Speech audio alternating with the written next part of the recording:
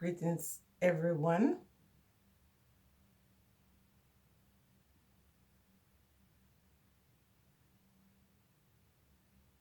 A few of you have sent me the story or the news about the African American man that was running through a neighborhood and met his doom, and he wanted me to talk about it.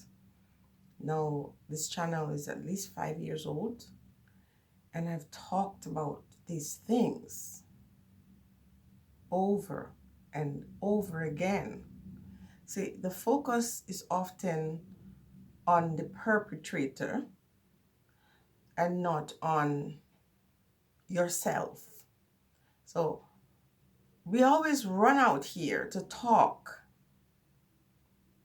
talk, talk, talk. We just talk, and no action. Now, I'm going to use an example of, I think most of my viewers come from the United States of America. And so I'm going to use examples from there so you can identify with what I'm saying. And over the years, I've done topics, some controversial, some where I intended to shame Black people into changing. But it doesn't really work like that. Over time, you get to learn that you can never really influence change, or you can't promote any kind of harmony within anyone if you're coming to shame them. So we live and we learn, right? But I've had topics here that were quite controversial, saying some things hoping that it will rile up individuals to change or to examine themselves. And it really doesn't really work. And if I'm going to be talking about the United States, I need to talk about Jamaica, where I come from. You see what's happening there. You see the love. It's so wonderful. And the scary part about it is not just the young people. They're just carrying on from their generations before. They grow up in a society where they see people, you know, fight each other, shame each other, show off on each other. And they learn from that, and it continues. And so I'm going to say this boldly, that if you want to understand a people, examine their culture, examine the community in which they live. And I'm here to say that the reason why that gentleman was laid to rest is because the ones who did it know that they could. Because when we're looking at things, we must examine patterns. And we're not talking about patterns that exist 10 years or 20 years, hundreds of years. And one thing is certain, as long as the African gets, I'm sorry, they're good. You see, because way back when they were told that in order for you to go to heaven, you have to be this sacrilegious lamb.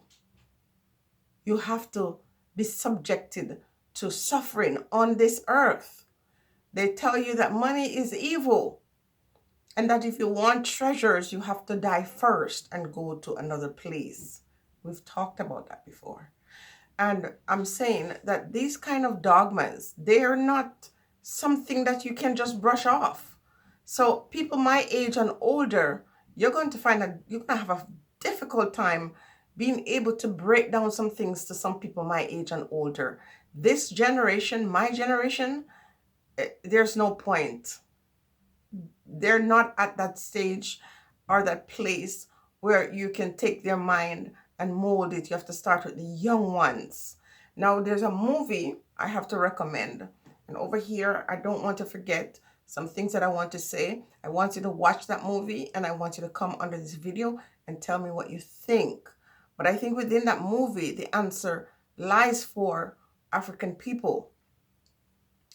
Where we've gone wrong, what we insist on doing, and the responsibilities we should have in defining our own pathway, and the mistakes we make repeatedly. The movie is called Gangsters Paradise, Jerusalem. Very profound. I watched it twice and I just kept shaking my head. I kept shaking my head. Now, I'm going to look for a few quotes from it to leave with you. One of the quotes in there, the person said, if you are looking for guidance, read the Bible. Now, if you're from the Caribbean or, most African centered communities, except for certain parts in Africa, of course, because, there's Islam and then there's Christianity, and I'm sure there are other religion, but, the Yoruba tradition and all that stuff is frowned upon in Africa. Okay. Any African retention is frowned upon by Black people there on the continent and in the diaspora. Okay. So one of the things that I noticed growing up, and even in this movie, how Black parents and Black women in particular, how we often set curse upon our children because the words you speak, their life or their curse, and how the thing keeps going on. Let's look at it as on a spiritual level. The thing is repeated over and over because we often curse our children. We're not talking about just being angry, just pronouncing things, saying things to them that once you've opened your mouth, as that giver of life, you open your mouth and you say this, as a goddess, you say it to your offspring, then that is what you're going to produce. Okay. Now, there's also another quote. When you work together, or the only way to win is to work together. It's very clear because every other group of people have demonstrated that. So we are not the only ones who have suffered. Yes, of course, our suffering is longer and more brutal than any other race, to be honest. But the other ones who suffered at whatever point in history, they learned from that suffering and they found a way to change. Not other people, but themselves. Okay. Now, there's a part in the movie where the man says something about where they were living becoming the new Jerusalem. And the girl with whom he was sleeping with said that it was more like Sodom and Gomorrah. Now, imagine this young lady saying this to this guy. His vision for his country or the place where he's living was one where he refers to Jerusalem. Just the fact that he was even using that example. And then she comes back and she damns him and curses his heritage. And when he speaks the truth, she said that he was pulling the race card. That was very profound. Then he goes back and he talks about every revolution comes. After every revolution comes a new order. And I think we're at that point now. In the world, there are things happening. New revolution is happening right now. And there will come a new order very soon. Already, there is a new order. And there is a saying in the movie, adapt. He was quoting someone, I think he says P. Double Porter. He said, adapt or die. And I'm saying that is a problem with Black folks. We believe that we have to adapt. Adapt to what? Where's your individuality? So you have all these big companies over the years come out and make very clear racist remarks about African people. And nothing changed because all they had to do, see, the Black folks make a big uproar and all they had to do is say, I'm sorry. And then they were good. And even while they're making the uproar, they never boycott any of those companies, not for any period of time that made any sense, that had any impact. In the movie, the truth about who we are as African people and why we're in the position that we're in is right there. And I recommend it. I highly recommend it. It's paradise. It's Gangsters Paradise, Jerusalem. There's a lot more I would want to say in this conversation, but I'm going to say this. When I look at it, look at the condition of African people around the world, it's pathetic. It really is. And all you've got to do is just sit by and watch what goes on in the family, what goes on in the community. And if you dare to get out there and speak, the very ones you're trying to protect or defend, they're the ones that are coming for you, because we're blindsided by all these lies.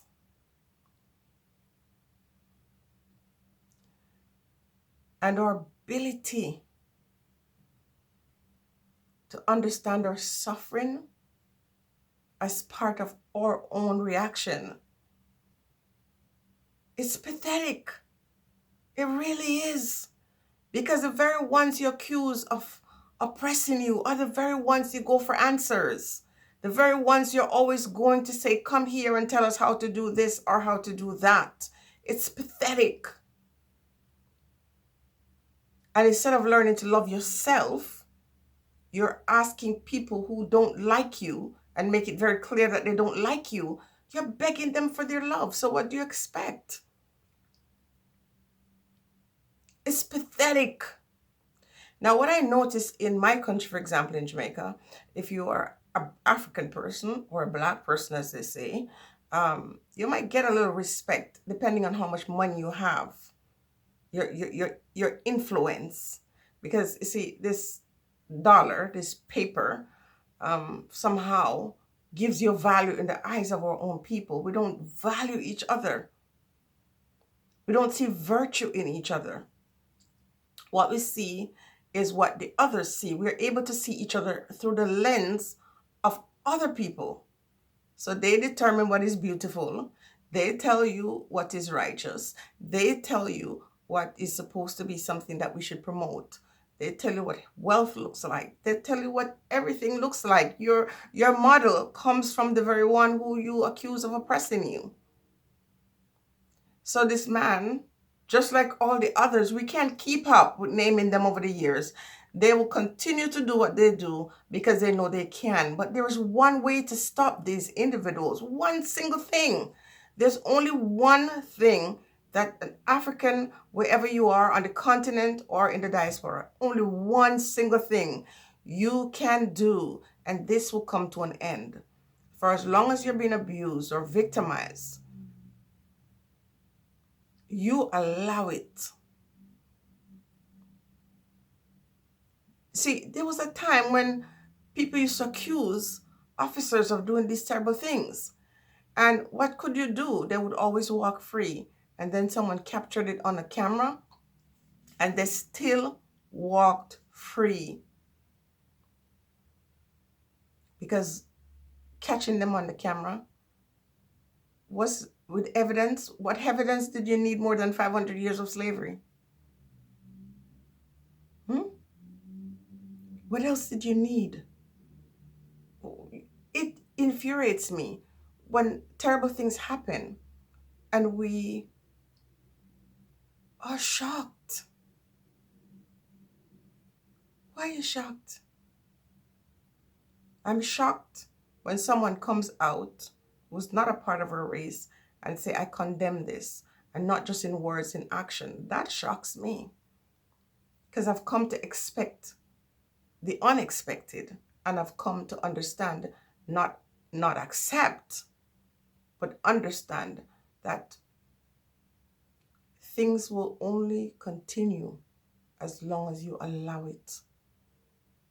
And rather than look at the other person out there, because no one ever comes into our community and does us harm without our participation. So when you talk about Judases, when you talk about these individuals in our midst who cannot be trusted, they were a part of it from yesteryear, and they'll continue to be a part of it in the years to come. So I don't join that revolutionary train where I'm out there joining groups and forming groups. I stand up for my own. I stand up to defend my own as long as I have the breath and I'm able to stand up for myself. I can't stand up for you because many of us are like, if you're from the Caribbean or from Africa, you'll see when they're killing the chicken, they put it under a basket. I don't know if they do that in Africa, but I know in the Caribbean, they'll put the chicken under the basket. And as a child, that was one of the most terrifying things. They would ask me to put my foot on top of the basket when they sever the head. And after you let that go, the thing is fluttering under there. It was so scary to see that as a kid. And the same is true. Once those who have the power to lead in our communities and stand up and defend our honor, once they sever, they separate that vital part from the rest of the body, everybody scatters. We march to the tune of not our own drum, but the other person's drum. And the thing will repeat itself over and over because we're not learning. What's missing from us is love, loving ourselves. So I can look at another Black person who did things to me, who upset me in one way or the other, and still feel love for that person. A different kind of love, though, not one where I say, I forgive you when you've done all kinds of abomination towards me, but one where I look at you as a human being. You're someone in my community, somebody in my race. I look at you as a human being. We're not looked at as human beings. And I dare someone to come here and dispute that they're every part of the world you can imagine. Our people are most hated. And people disrespect us the most. But they're looking at us as models. And they're seeing how we treat ourselves and each other. What do you want me to say? Examine the patterns, not just of other people, but of your own. And know that if you come out here trying to educate, trying to bring awareness or raise people's frequency or their vibration, they're like vampires. And the deeper steep they are in relation, the more vicious they are. Just this morning I had to say, it seemed like the people who are righteous, they're more devilish. People in our community, that is, they're more devilish. And the thing is, they have strength for the black face.